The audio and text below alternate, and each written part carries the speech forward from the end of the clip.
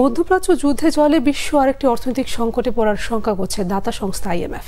সাবধানতার অংশ হিসেবে নতুন করে সংকটে থাকা দেশগুলোর কর কাঠামো ও রাজস্ব ব্যবস্থাপনা ঠিক করার পরামর্শ দিল সংস্থাটির শীর্ষ ব্যক্তিরা।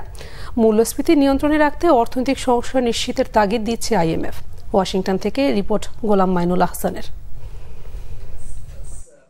প্রথা অনুযায়ী IMF এর বোর্ড অব গভর্নর্সের সভায় সদস্য দেশগুলো অর্থমন্ত্রী বা কেন্দ্রীয় ব্যাংকের গভর্নররা অংশ নেন। সবাই সদস্য দেশগুলো অর্থমন্ত্রী বা গভর্নর পদমর্যাদার প্রতিনিধিরা থাকলেও বাংলাদেশের পক্ষে যোগ দেন অর্থ সচিব। যদিও এই বিষয় জানতে চাইলে গণমাধ্যমে বক্তব্য দিতে চাননি অর্থ সচিব। বৈঠক শেষে সংবাদ সম্মেলনে হাজির হন সংস্থাটির শীর্ষ ব্যক্তিরা। এ সময় IMF MD বলেন, অর্থনৈতিক সংকট এড়াতে চাইলে সংস্কার করতে হবে অর্থনৈতিক কাঠামোর। আমরা চাই বিশ্বজুড়ে উচ্চ জিডিপি প্রবৃদ্ধি অর্জিত হোক, জীবনযাত্রার মান বাড়ুক, নিম্ন আয়ের দেশগুলোর আয় বাড়ুক। IMF সেক্ষেত্রে কি করতে পারে?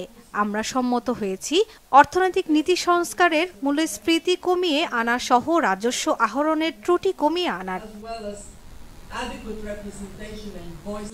IMF-এর সভাপতি বলেন, মধ্যপ্রাচ্যে অস্থিরতা এখন অর্থনীতির জন্য বড় চিন্তার কারণ। খুবই দুঃখজনক বিষয় হলো ভূ রাজনৈতিক সংকট বাড়ছে। কোনো সন্দেহ নেই এ কারণে অর্থনীতি আবারও সংকটে পড়বে। গরিব মানুষের স্বার্থেই সংঘাত বাদ দিয়ে সবাইকে আলোচনার মাধ্যমে সমাধান খুঁজতে হবে।